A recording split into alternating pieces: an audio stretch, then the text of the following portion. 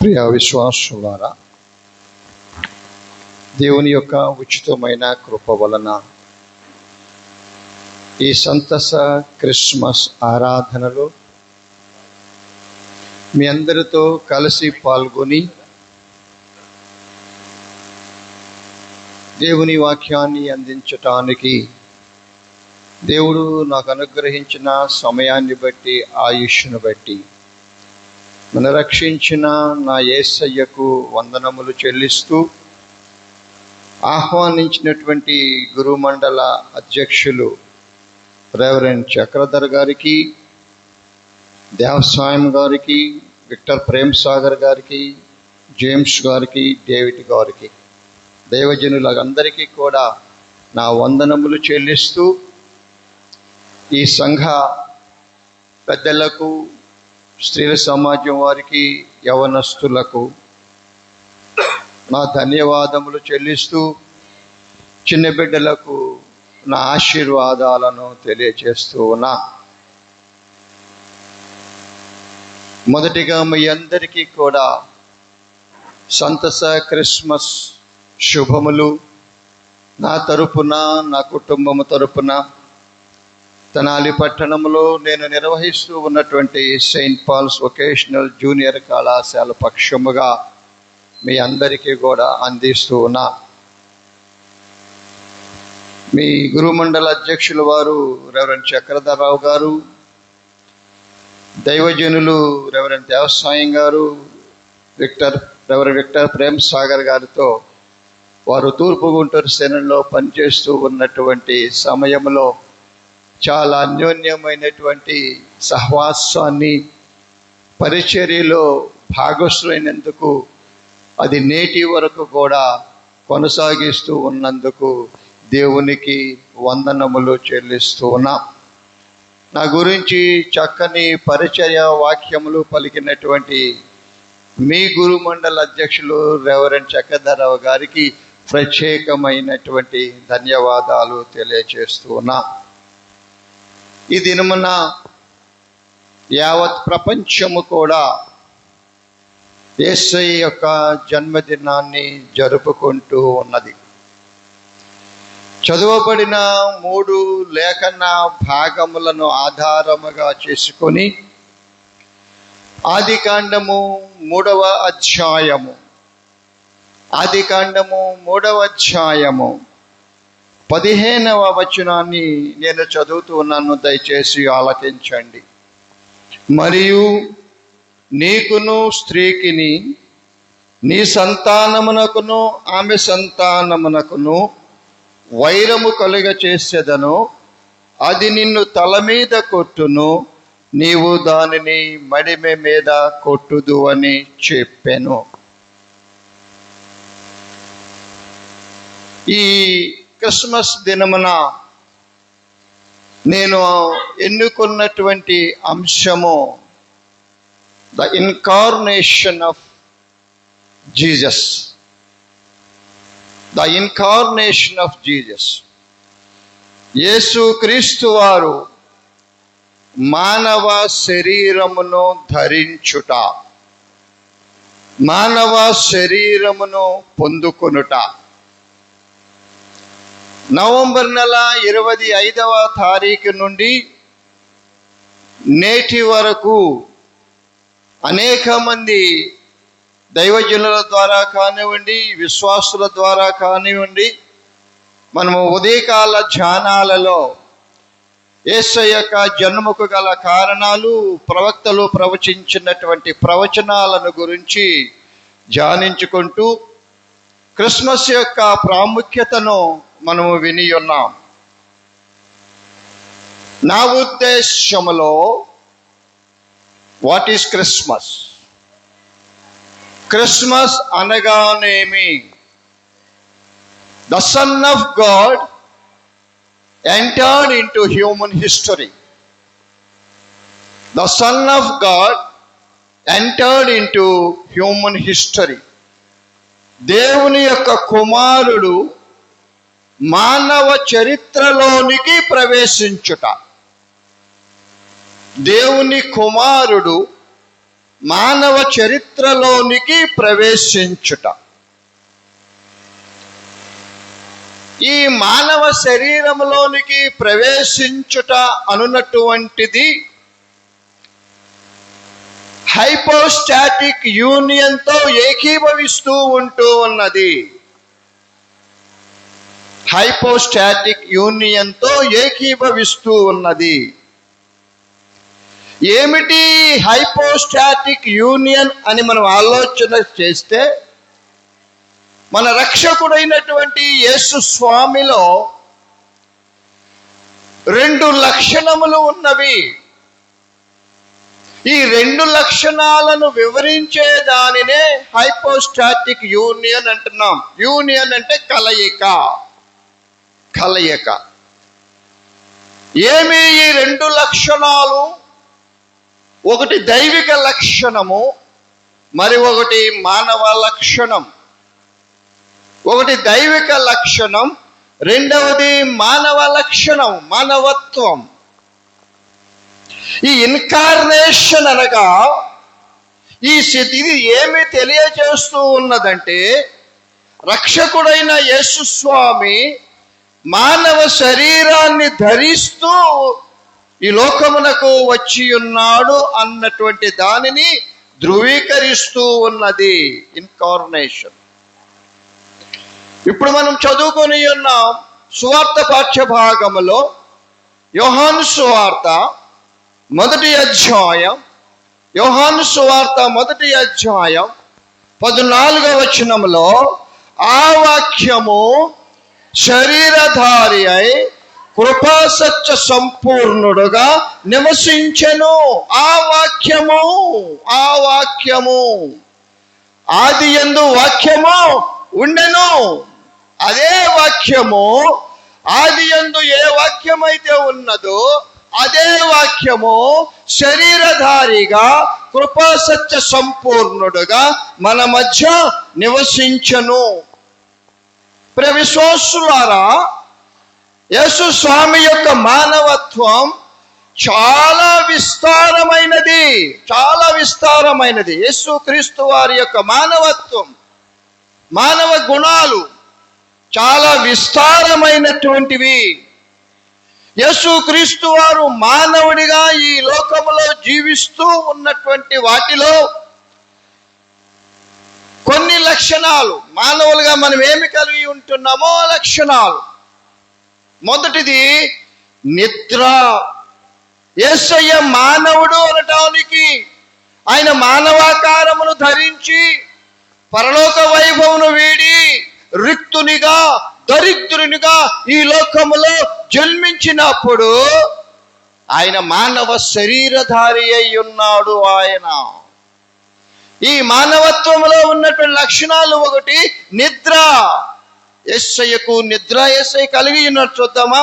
లూకాసు వార్త 8వ అధ్యాయం, లూకాసు వార్త 8వ అధ్యాయము 22, 23 వచనాలలో, మరి ఒక నాడు ఆయన తన శిష్యులతో కూడా ఒక దోణి ఎక్కి సరస్సు అద్దరికి పోదామని వారితో చెప్పగా, వారు ఆ దోణిను త్రోసి బయలుదేరి వారు వెళ్ళుచుండగా ఆయన నిద్రించెను. ఇదొక లక్షణం, మానవ లక్షణం. మనకు కూడా లక్షణం ఉన్నది. Because we are all human beings. మనందరమును మానవులము కనుక మనకున్నటువంటి లక్షణాలలో ఒక లక్షణం ఏమిటంటే నిద్ర. రెండవది చూద్దాం. మత్తయి సువార్త 4వ అధ్యాయం 2వ వచనములో, 40 దినములు 40 రాత్రులు ఉపవాసమున్న పినపట ఆయన ఆకలి కొనెను. నిద్ర ఒక లక్షణముగా ఉన్నది అని మానవుడని చెప్పడానికి ఆయన ఆకలి కొని ఉన్నాడు. ఆయన 40 దినములు 40 రాత్రులు ఉపవాసముండిన పిదప అనేక పర్యాయాలు ఆయన ఆకలి కొని ఉండొచ్చును. ఆయన ఆకలి కొని ఉన్నాడు. మరి ఒక లక్షణం, ఫిజికల్ ప్రొటెక్షన్. నిద్ర, ఆహారము, ఫిజికల్ ప్రొటెక్షన్. మత్తయి సువార్త 2వ అధ్యాయం, మత్తయి సువార్త 2వ అధ్యాయం 13 నుండి 15 వచనాలలో, వారు వెళ్ళిన తరువాత ఇదిగో ప్రభుదూత స్వప్నమందు యోసేపునకు ప్రత్యక్షమై, హేరోదు ఆ శిశువును సంహరింపవలనని ఆయనను వెదకపోవచున్నాడు గనుక నీవు లేచి ఆ శిశువును ఆయన తల్లిని వెంట పెట్టుకొని ఐగుప్తునకు పారిపోయి నేను నీతో చెప్పు వరకు అక్కడనే ఉండుమని అతనితో చెప్పెను. అప్పుడతడు లేచి ఆ రాత్రి వేళ శిశువును తల్లిని తోడుకొని ఐగుప్తునకు వెళ్ళి, ఐగుప్తులో నుండి నా కుమారుని పిలిచి తిని అని ప్రవక్త ద్వారా ప్రభువు సెలవిచ్చిన మాట నెరవేరునట్లు హేరోదు మరణము వరకు అక్కడ ఉండెను. హేరోదు ద్వారా యేసయ్యకు మానవ శరీరమును ధరించినటువంటి లోక పాపములను మోసుకొని పోవు దేవుని యొక్క గొర్రె పిల్లకు రక్షణ కావలసి వచ్చి ఉన్నది. అందరికీ రక్షణ కలిగించేటటువంటి దేవుడు కలిగించేటువంటి రక్షణ వేరు, నీవు నేను కోరుకునేటటువంటి రక్షణ వేరు. దేవుడి నుంచి ఇచ్చిన రక్షణ, దట్ ఇస్ సాల్వేషన్. నీవు నేను కోరుకునేటువంటి రక్షణ ప్రొటెక్షన్. దేవునికి కూడా రక్త మాంసములు కలిగి ఉన్నటువంటి ఈ బాలునికి కూడా రక్షణ కావలసి వచ్చి ఉన్నది. శ్వాసల హేరోదు మరణించు వరకు, అంటిల్ హేరోస్ డెత్. ఎందుకంటే 2 సంవత్సరముల నిండని ప్రతి మగ పిల్లవాడిని వధించమని హేరోదు ఆజ్ఞ ఇచ్చి ఉన్నాడు కనుక హేరోదు నుండి కాపాడుకొనుటకు దేవుడే నిర్ణయించినటువంటి, తండ్రే ఇచ్చినటువంటి ఫిజికల్ ప్రొటెక్షన్. ఇవియే కాక ఆయన రక్తమును కాచి ఉన్నాడు. యోహాను సువార్త 19వ అధ్యాయం, 34వ వచనములలో, సైనికులలో ఒకడు ఈటితో ఆయన ప్రక్కను పొడిచెను, వెంటనే రక్తమును నీళ్లును కారెను. ఆయన మానవుడు అని నిరూపించటానికి, ఆయన మానవుడు అని రుజువు చేయటానికి మనవలే నిద్రను కలిగి ఉన్నాడు, మనవలే ఆకలిని కలిగి ఉన్నాడు, మనవలే ఫిజికల్ ప్రొటెక్షన్ ఆయనకు కావలసి ఉన్నది, మనవలే ఆయన రక్తమును కలిగి ఉన్నాడు. His body contain blood. ఆయన యొక్క శరీరములో రక్తము ఉన్నది. అంతేకాదు ఆయన మానవుడిగా ఇమోషన్స్ ని కలిగి ఉన్నాడు. ఆయన భావోద్వేగాలను కలిగి ఉన్నాడు. ఆయన యోహాను సువార్త 15వ అధ్యాయం, 11వ వచనములో, మీ యందు నా సంతోషము ఉండవలెననియు మీ సంతోషము పరిపూర్ణము కావాలననియు ఈ సంగతులు మీతో చెప్పుచు, మీ యందు నా ఇమోషన్ మీ యందు నా సంతోషము ఉండవలననియు. ఆయన విచారమును కూడా కలిగి ఉన్నాడు. ఆయన విచారమును కూడా కలిగి ఉన్నాడు. ఆయన మత్తయి సువార్త 26వ అధ్యాయము 36-37 వచనాలలో, అంతటా యేసు వారితో కూడా గెత్సెమని అనబడిన చోటికి వచ్చి, నేను అక్కడికి వెళ్ళి ప్రార్థన చేసి వచ్చే వరకు మీరిక్కడ కూర్చుండునని శిష్యులతో చెప్పి, పేతురును జబదయి 2 కుమారులను వెంటబెట్టుకొని పోయి దుఃఖపడుటకు చింతాక్రాంతుడటకు మొదలు పెట్టెను. ప్రభువారు కూడా విచారపడ్డారు. ప్రభువారు కూడా నిద్ర కలిగి ఉన్నారు. ప్రభువారు కూడా ఆకలి కొని ఉన్నారు. ప్రభువారు కూడా మన వల్లే ఫిజికల్ ప్రొటెక్షన్ వచ్చి ఉన్నది. మనవలే ఆయన రక్తాన్ని కలిగి ఉన్నాడు, మనవలే ఆయన భావోద్వేగాలను కలిగి ఉన్నాడు. విశ్వాసులారా, యోహాను సువార్త 8వ అధ్యాయము 40వ వచనంలో, దేవుని వలన విన్న సత్యము మీతో చెప్పిన వాడనైనా నన్ను మీరు ఇప్పుడు చంప వెదుగుచూ ఉన్నారే, అబ్రహాము అట్లు చేయలేదు. నన్ను మీరు చంపబోచున్నారే. ఆయన మానవత్వాన్ని తెలియచేస్తూ ఉన్నది. విశ్వాసులారా, కానీ కుమారుడైన వాడు, త్రిత్వములో ఏకమై ఉన్నటువంటి వాడు, తండ్రి కుమార 2వ స్థానాన్ని ఆక్రమించి ఉన్నటువంటి వాడు, శరీరాన్ని ధరించుటలో గల ముఖ్యమైనటువంటి ఉద్దేశము not to taste food or not to feel sorrow. ఈనాడు నీవు నేను యేసు యొక్క జన్మదినాన్ని మనం జరుపుకుంటూ ఈ ప్రపంచములో అన్ని చోట్ల ఎవరు కనబడినా, వారు మనకి తెలిసినా తెలియకపోయినా హ్యాపీ క్రిస్మస్ అని మనము ఒకరిని ఒకరికి శుభాకాంక్షలు తెలుపుకుంటూ ఉన్నామే. ఆ రక్షకుని యొక్క జన్మదినము ఆయన ఈ లోకంలోనికి వచ్చుటలో గల కారణము not to taste food or feel sorrow. ఆయన ఈ లోకంలోనికి వచ్చుటలో గల ఉద్దేశము, శరీరధారిగా ఆయన ఈ లోకంలోనికి వచ్చుటలో గల ఉద్దేశము కేవలము ఆహారము కొరకు మాత్రము కాదు, మానవుల వలె రుచిని తెలుసుకోవడం కాదు, లేదా విచారాన్ని వ్యక్తపరచుట కాదు. క్రీస్తు జన్మకు కొన్ని వేల సంవత్సరముల పూర్వమే క్రిస్మస్ సందేశము ఇవ్వబడినది. క్రీస్తు జన్మకు కొన్ని వేల సంవత్సరముల క్రితమే క్రిస్మస్ సందేశము ఇవ్వబడినది. ఎవరిచ్చారు ఈ సందేశాన్ని? ఈ మొట్టమొదటి క్రిస్మస్ సందేశాన్ని ఎవరిచ్చారు? సృష్టికర్త అయిన దేవుడు తనంతట తానే ఇచ్చాడు. ద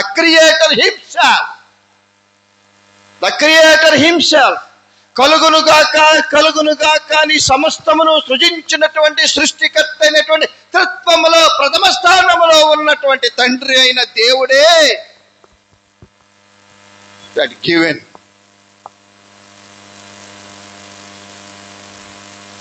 ఆయనే తెలియజేసి ఉన్నది క్రిస్మస్ మొట్టమొదటి క్రిస్మస్ సందేశం. మరి ఆయన ఎక్కడ ఇచ్చాడు? తండ్రి అయిన దేవుడు మొట్టమొదటి క్రిస్మస్ సందేశాన్ని ఎక్కడ ఇచ్చాడు? ఆ సంఘము ఏది? ఆ సంఘములో ఎంతమంది ఉన్నారు? తండ్రి అయిన దేవుడు ఇవ్వబడినటువంటి మొట్టమొదటి క్రిస్మస్ సందేశం ఎక్కడ ఇచ్చాడు? ఏదెను వనములో ఇచ్చాడు. ఏదెను వనములో మొట్టమొదటి తన కుమారుని యొక్క రాకడను గురించినటువంటి సందేశాన్ని సృష్టికర్త అయిన దేవుడు ఇచ్చాడు. ఏదెను వనములో ఇచ్చాడు. ఆ సంఘములో ఎంతమంది ఉన్నారు? 3 జనై, 3 ఉన్నారు. ద గ్రేట్ ఆదాము గారు, ద గ్రేట్ అవ్వ గారు, ద డిసీట్ఫుల్ అపవాది గారు. 3 సభ్యులను కలిగి ఉన్నటువంటి ఏదెను వనములో ఉన్నటువంటి సంఘములో సృష్టికర్త అయినటువంటి దేవుడు మొట్టమొదటి క్రిస్మస్ సందేశాన్ని ఇచ్చాడు. మొట్టమొదటి క్రిస్మస్ సందేశము ఇవ్వబడినది. విశ్వాసులారా, ఆ సంఘములో ఉన్నటువంటి 3 సభ్యులు ఈ సందేశాన్ని ఆలకించి ఉన్నాడు. ఆదికాండము 3వ అధ్యాయము 15వ వచనాన్ని మనం చదువుకుందాం. It is the first gospel. ఇది మొట్టమొదటి సువార్త. ఈ ప్రపంచంలో ఏదైనా కానీ మంచి వార్త, సువార్త ఉన్నదంటే that is the incarnation of his son. సృష్టికర్త అయిన దేవుడు ప్రకటించి ఉన్నాడు, మిమ్మలను కాపాడటానికి, మిమ్మలను రక్షించటానికి నా కుమారుణ్ణి ఈ లోకములోనికి పంపబోతూ ఉన్నా. ఇంతకంటే మంచి వార్త ప్రపంచంలో ఏమన్నా ఉన్నదా ఈ స్వవాళ్ళకి? ఇది ఫస్ట్ గాస్పల్, ఇది ఫస్ట్ గాస్పల్. ఆయన కుమారుడు ఈ ప్రపంచములో పుట్టి, ఈ విశ్వములో పుట్టి అందరిలా యుక్త వయస్కుడయ్యాడు.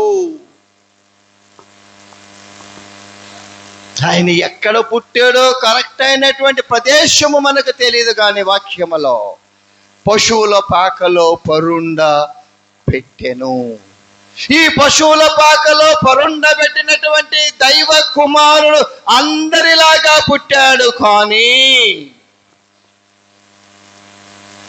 ఆయన యుక్త వయస్కుడు అయ్యాడు, కానీ ఆయన సాధారణమైనటువంటి వ్యక్తి కాదు.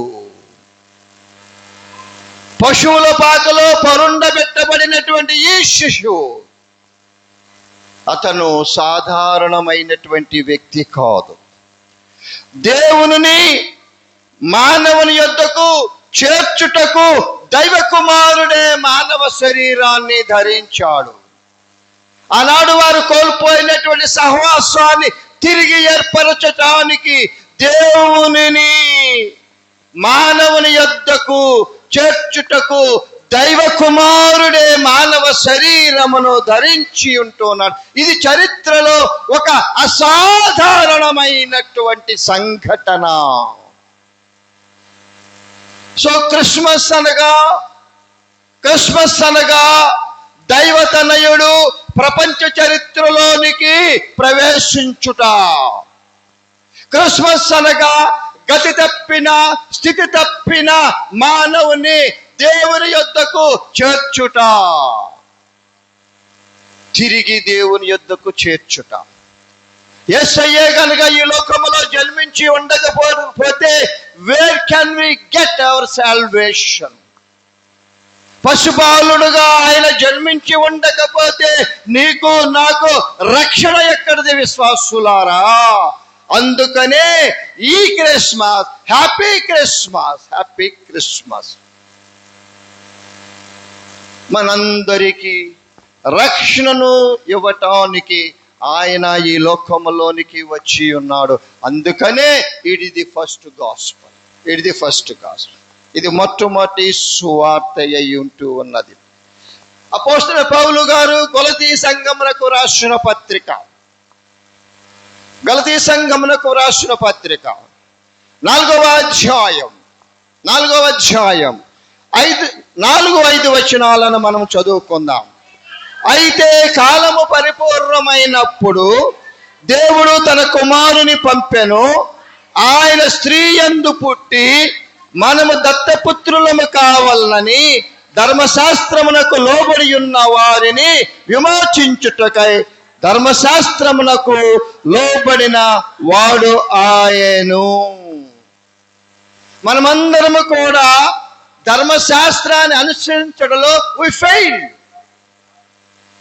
మనమందరము ఫెయిల్ అయినాము కనుక ధర్మశాస్త్రము ప్రకారము ఆయన మానవ శరీరమును ధరించిన వాడిగా ఈ లోకములో పుట్టి ఉన్నాడు. ఈ లోకరక్షకుని యొక్క జన్మ అనేక మంది ప్రవక్తల ద్వారా ఈ ప్రపంచానికి తెలియచేయబడినది. ఇదిగో కన్యక గర్భవతి కుమారుని కనును, ఆయనకు ఇమ్మానుయేల్ అని పేరు పెట్టదు. ఆయన పలికిన తర్వాత ఆలోచన చేశాడు, నేను ఈ మాటలు ఎలా పలికాను? ఇవన్నీ కూడా సత్య దూరమైనటువంటివి కదా. కన్యక ఏమిటి, గర్భము ధరించట ఏమిటి ఈ మాటలు నేను పలికాను అని ఆలోచన చేస్తే క్రీస్తు ఆత్మ ఆయనలో నుండి ఈ మాటలను పలికించినది. విశ్వాసులారా, దేవుని యొక్క మాటలను ప్రవచించేటటువంటి వాడు ప్రవక్త అయ్యుంటుంది. ఆ దినాల్లోనంట ఈ ప్రవక్త యొక్క వచనాలను మాటలను విన్నట్టు అనేక మంది కన్యకలుగానే మిగిలిపోయారంట. నా గర్భమున జన్మించాలి, నా గర్భమున జన్మించాలి, లోకరక్షకుడు నా గర్భములోనే జన్మించాలని చాలా మంది కన్యకలు అవివాహితులుగానే మిగిలిపోయి ఉన్నారు అనంట. కానీ యేసు యొక్క జన్మ పాపము లేనటువంటి జన్మ, పాపము లేనటువంటి జన్మ.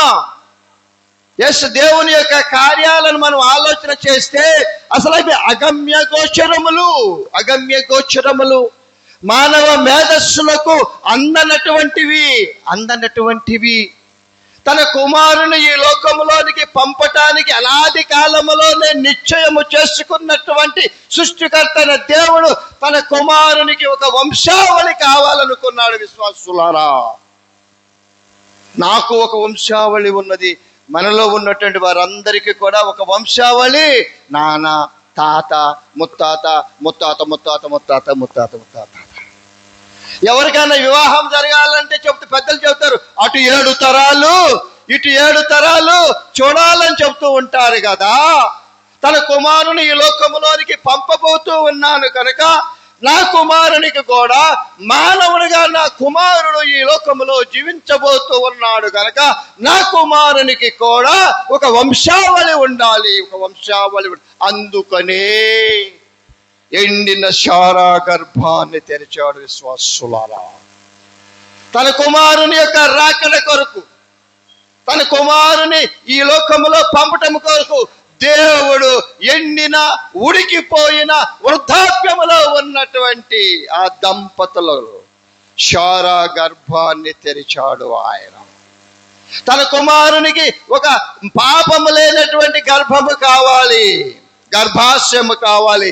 అందుకనే కన్య అయిన మరియను దేవుడు ఎన్నుకొని ఉన్నాడు. విశ్వాసులారా, ఏ పాపము లేకుండా నా కుమారుడు ఈ లోకంలో జన్మించాలన్న ఉద్దేశముతోనే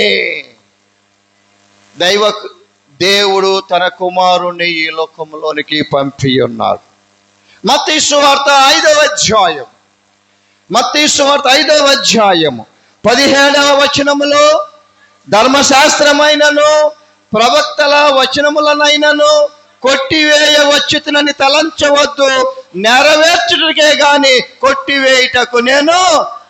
that is the machine of his son. యేసుక్రీస్తు వారి లోకములో జన్మించడంలో ఆయన యొక్క మిషన్. నేను కొట్టివేయటానికి రాలేదు గాని వాటిని నెరవేర్చుటకే ఈ లోకములోనికి వచ్చి ఉన్నాడు. రెండవదిగా మనం ఆలోచన చేస్తే మన పాపముల పరిహారార్థమై ఆయన రక్తము చిందించుట ఆవశ్యకము. మన పాపముల నిమిత్తమై మన పాపములను ప్రక్షాళన చేయుటకు, పాప బంధకముల నుండి నిన్ను నన్ను కాపాడుటకు తన కుమారునికి మానవుడిగా జన్మించాలి నా కుమారుడై అని ఆలోచన చేసి ఉన్నాడు. హెబ్రీ పత్రిక 9వ అధ్యాయము 22వ వచనములో, మరియు ధర్మశాస్త్ర ప్రకారము సమస్త వస్తువులను రక్తము చేత శుద్ధి చేయబడుననియు, రక్తము చిందింపకుండా పాప క్షమాపణ కలుగుదనియు సామాన్యముగా చెప్పవచ్చును. రక్తము గనుక చిందించకపోతే పాపములకు క్షమాపణ లేదు.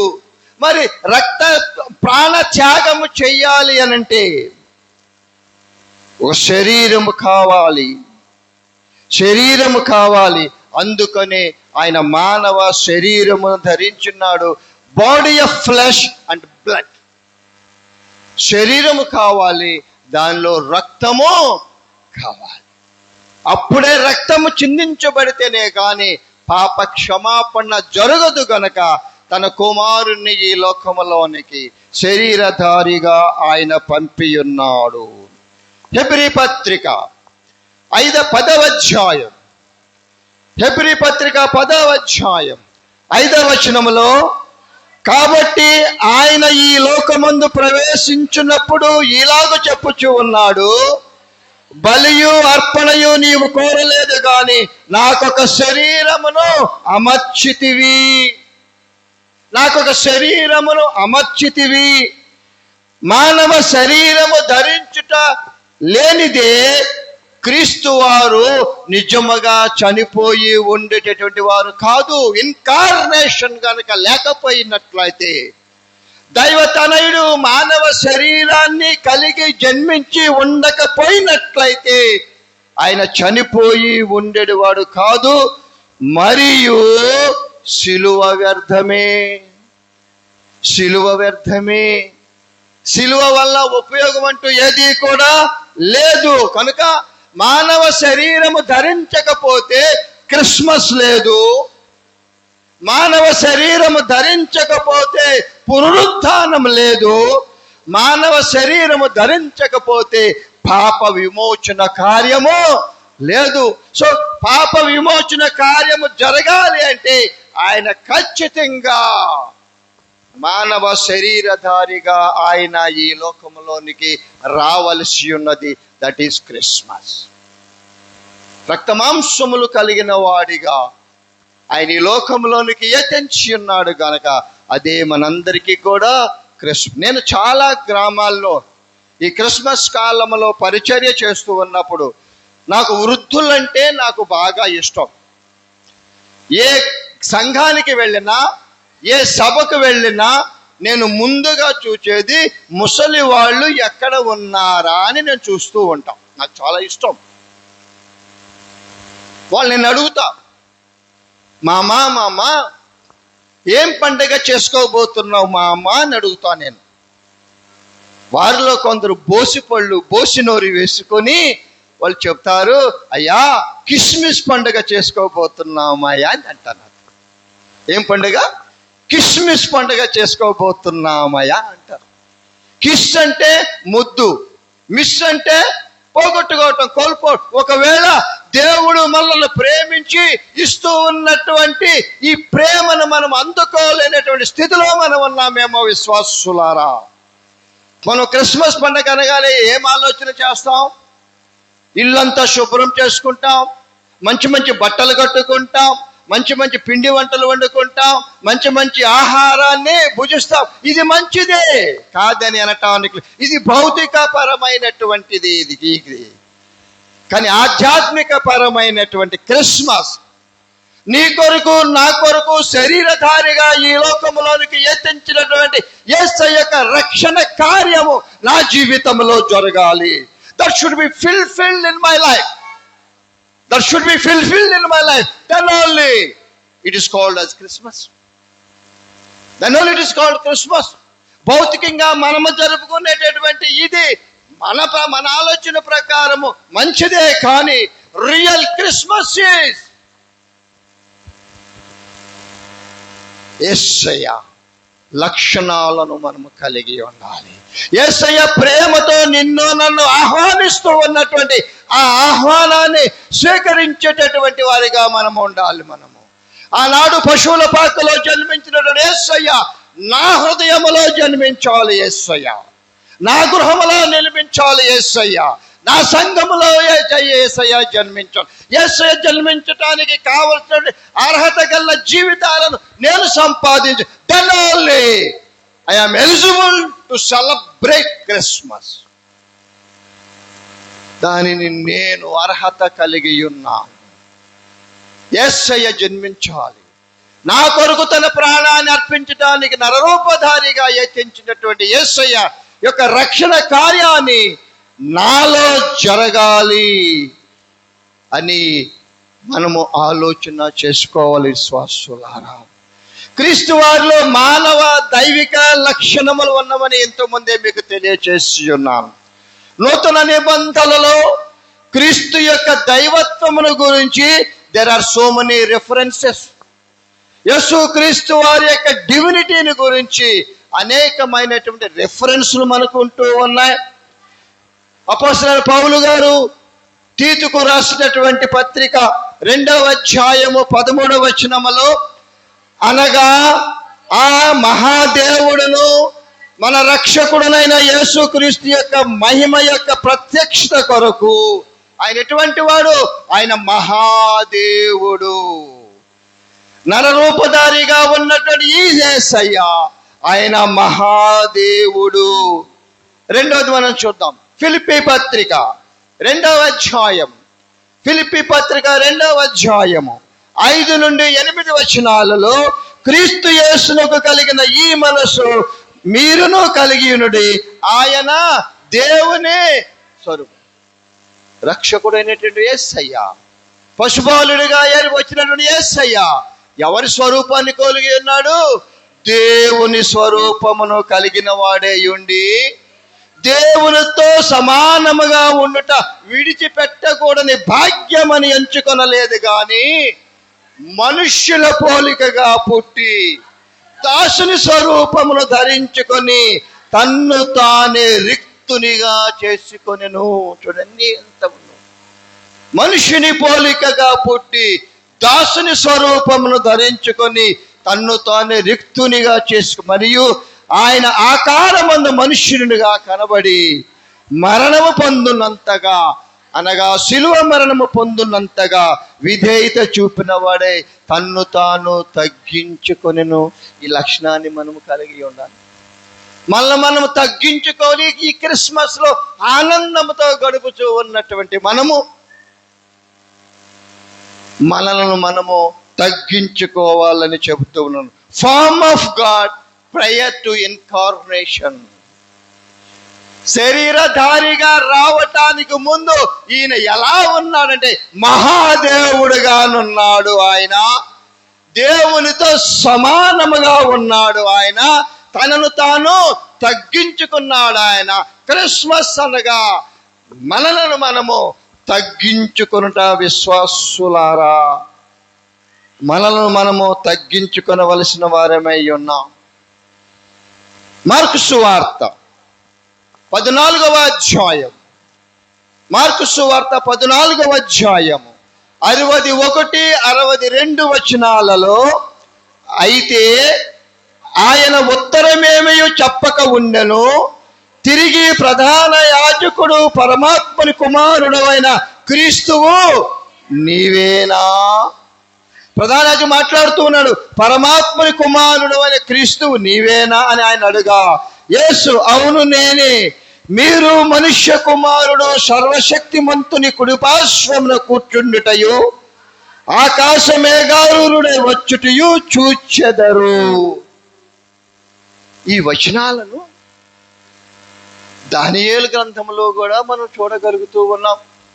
దానియేలు గ్రంథము 7వ అధ్యాయం, దానియేలు గ్రంథము 7వ అధ్యాయము 13, 14 వచనాలలో, రాత్రి కలిగిన దర్శనములను నేను ఇంకా చూడగా ఆకాశ మేఘారూఢుడై మనుష్య కుమారుని పోలిన ఒకడు వచ్చి ఆ మహావృద్ధుడగు వాని సన్నిధిని ప్రవేశించి ఆయన సముఖమునకు తేబడెను. సకల జనములను రాష్ట్రములను ఆయా భాషలు మాట్లాడు వారును ఆయనను సేవించున్నట్లు ప్రభుత్వమును మహిమయు ఆధిపత్యమును ఆయనకి ఇయ్యబడును. ఆయన ప్రభుత్వము శాశ్వతమైనది, అదన్నటికీ తొలగిపోదు. ఆయన రాజ్యము ఎప్పుడునూ లయము కాదు.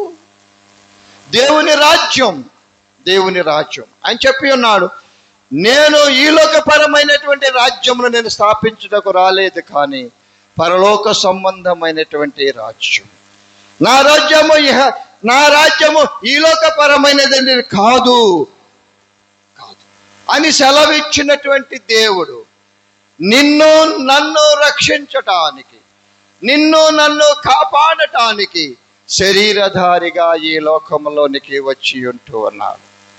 కనుక యేసుక్రీస్తు యొక్క జన్మ, యేసుక్రీస్తు వారు మానవునిగా ఈ లోకంలోనికి జన్మించుట ఆయన మానవ చరిత్రలో భాగమై ఉంటూ ఉన్నాడు. విశ్వాసులారా, ఇంతటి సంతస క్రిస్మస్ను, ఇంతటి అమూల్యమైనటువంటి క్రిస్మస్ను నీవు నేను జరుపుకొనుట దేవుని యొక్క కృపయే ఉన్నది.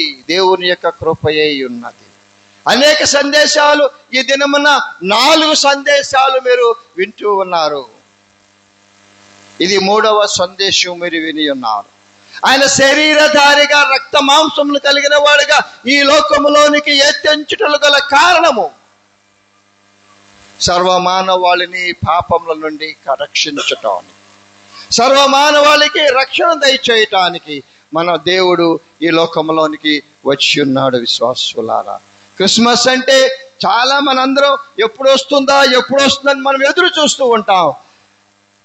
పండగ రానే వచ్చింది, ఒక గంటలో పండగ అయిపోయింది. వచ్చాం, దేవుని వాక్యాన్ని విన్నాం, ఇంటికి వెళ్తాం, ఏం చేస్తారో నేను చెప్పను. అయిపోయింది పండగ. కానీ అది కాదు. నిత్యము మన జీవితాల్లో క్రిస్మస్ పండుగ జరగాలి. నిత్యము నా జీవితంలో యేసయ్య జన్మించాడు, నేను ఈ క్షణం వరకు నేను సజీవంగా ఉన్నానంటే అది నా దేవుని యొక్క కృప. ఆయన లేనిదే నేను బ్రతకాలి. I can't live without Christ. ఆయన ఈ లోకములకు వచ్చినదే శిలువ మ్రాను మీద తన ప్రాణాన్ని అర్పించటానికి, ఆయన రక్తమును చిందించటానికి ఆయన ఈ లోకంలోనికి వచ్చి ఉన్నాడు. విశ్వాసులారా, ఇంతటి మహోన్నతమైన పర్వదినాన నీవు నేను ఈ పరిశుద్ధ ఆలయంలో చేరి ఆయన జన్మదినాన్ని జరుపుకొనుట మనకు చాలా ఆశీర్వాదం అని తలుస్తూ ఈ సమయంలో దైవ వర్తమానాన్ని అందించటానికి దేవుడు నాకు అనుగ్రహించిన సమయాన్ని బట్టి దేవునికి వందనములు చెల్లిస్తూ ఆహ్వానించినటువంటి గురుమండల అధ్యక్షుల వారికి, వారి యొక్క సహోద్యోగులకు లేదా సహ పాస్టర్ గారులకు, సంఘ పెద్దలకు, స్త్రీల సమాజం వారికి, యవనస్తులందరికీ కూడా యేసయ్య నామములో వందనములు చెల్లిస్తూ ఉన్నాను. మీ అందరికీ మరి ఒకసారి సంతస క్రిస్మస్ శుభములు మరియు రాబోవు నూతన వచనం యొక్క శుభములు తెలియజేస్తూ ఒక వచనంతో నా యొక్క సందేశాన్ని ముగిస్తాను. మనం ఏమి చేయాలో ఈ యొక్క చిన్న వచనం మీకు వినిపిస్తాను. సిలువను మోసికొని సువార్తను చేపట్టి, సిలువను మోసికొని సువార్తను చేపట్టి, యేసుని వెంబడింపా ఎంత భాగ్యము నీచితివి, యేసుని వెంబడింపా ఎంత భాగ్యము నీచితివి. స్తోత్రం చెల్లించుము, స్తోత్రం చెల్లించుము. చేయోను మార్గములో పరిశోధనలు రాగా, చేయోను మార్గములో పరిశోధనలు రాగా, సాతాను చేయుటకు విశ్వాసము నీచితివి, సాతాను చేయుటకు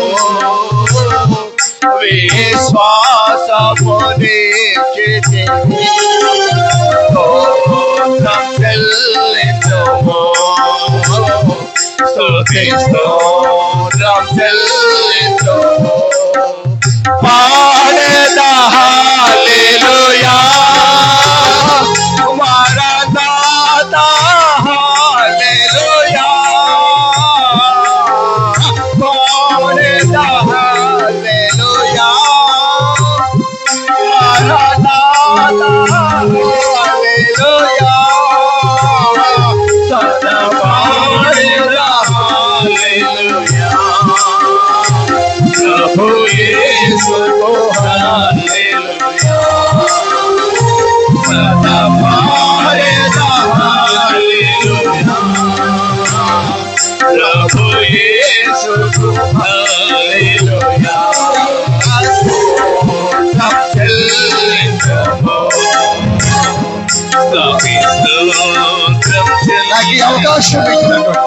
నాకు ఈ అవకాశం ఇచ్చినట్టు సోదరులు పాదిరి గారులందరికీ,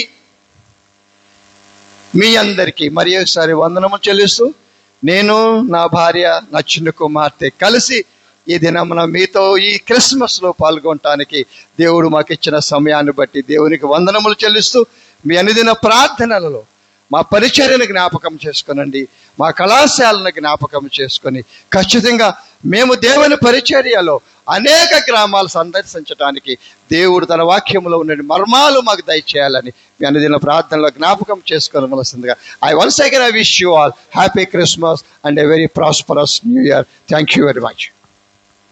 సమస్త జ్ఞానమును మించిన దేవుని సమాధానం యేసుక్రీస్తు వలన మీ హృదయములకు తలంపులకు కావలి ఉండుగాక. ఆమేన్.